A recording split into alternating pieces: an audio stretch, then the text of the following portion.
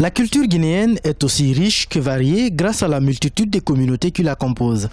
Chacune d'entre elles a ses spécificités culturelles et cultuelles qui se manifestent par ses danses, ses rites et ses chants.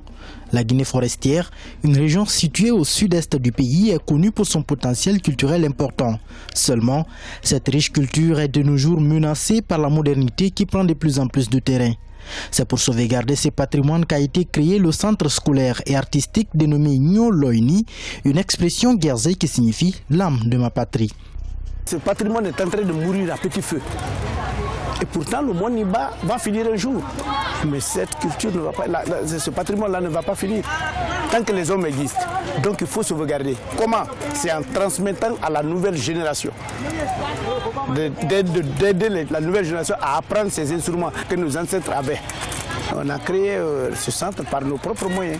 Afin de perpétuer cette culture, le centre accueille essentiellement des enfants dont l'âge varie entre 8 et 14 ans.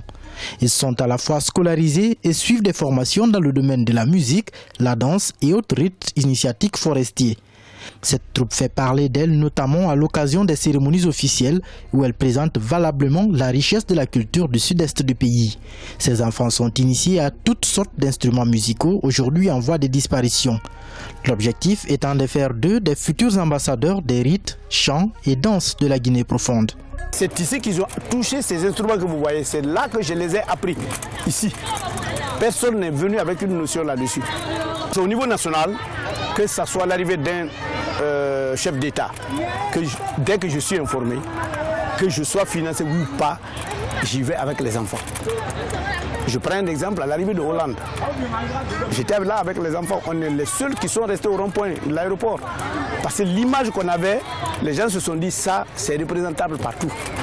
La Guinée forestière, située entre le Libéria, la Sierra Leone et la Côte d'Ivoire, bénéficie d'un brassage culturel exceptionnel. L'association Nyoloini se fixe pour ambition de sauvegarder et promouvoir cette richesse et de la transmettre aux générations futures afin de conserver l'identité de son terroir.